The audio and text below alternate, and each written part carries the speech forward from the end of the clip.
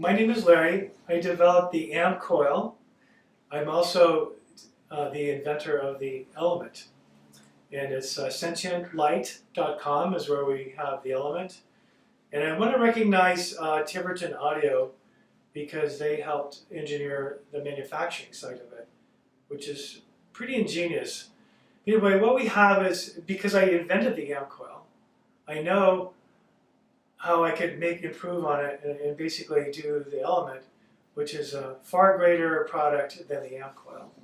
And last I heard is the AMP coil there's a 300 watt unit, and ours is 2500 watt.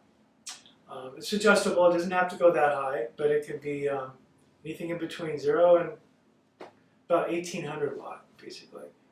So the strong fields are what is curing a lot of things, debilitating pathogens. Let's say cure, but it debilitates things, so your immune system can kick in. And we don't really talk about the AMP coil, because we don't know what they're doing. To me, it's kind of fishy what's going on with them, and I won't elaborate, but I'm going to say that we have a far superior product on sentientlight.com, and it is, we put a lot of protection in the product, so it's safe, it's harmless, non-invasive way to get the Earth's magnetic field, a strong field, which is part of our immune system. I graduated with a BS in electrical engineering. I've worked for National Semiconductor. I worked for Boeing. I worked for Intel. I've worked for Microsoft. I did contract work for 15 years, making about 6 figures a year for smaller companies in the area. Worked at a medical company and helped get some FDA, basically some of their products FDA approved about that. So anyway, I ended up getting Lyme disease from a tick bite in the year 2000. Didn't get diagnosed until 10 years later. And what happened with me is that I just basically felt like I was getting old. Nothing really substantially about being sick, just degenerative things. I've always been pretty active in mountain bike riding, windsurfing, and skiing were my favorite things. Some of it extreme sometimes, like in the Columbia Gorge, 60, 70 mile an hour winds, trying to do a water start with waves coming over you. Very fun sport, mountain bike riding. I tore my AC joint in my shoulder from mountain bike riding in the crash.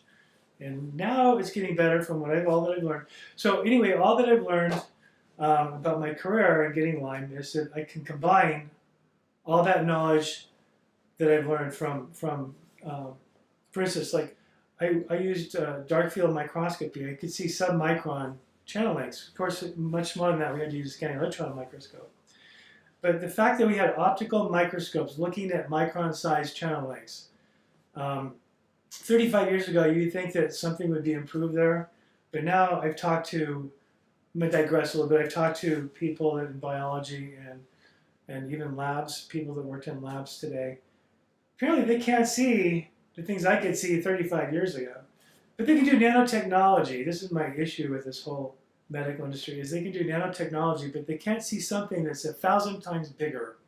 And gosh, there's so much I could say about all this. But the bottom line is it's raised a red flag, and all that's happened to me, getting bit by a tick in year 2000, getting old.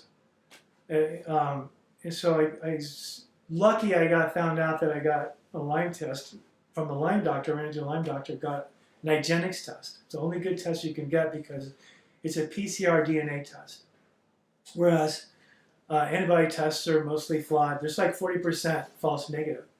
So you're not going to get a test. There's all kinds of people that say, if you have Lyme symptoms, but you're going to get an antibody test is going to say, you're negative, so you'll never get tested properly for Lyme.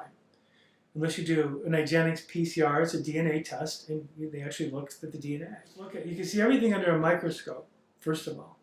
You can see a spirochete. They're long, they look like a serpent, and the blood cells are supposed to be round, and apparently they can't see the difference. You can't use an optical microscope.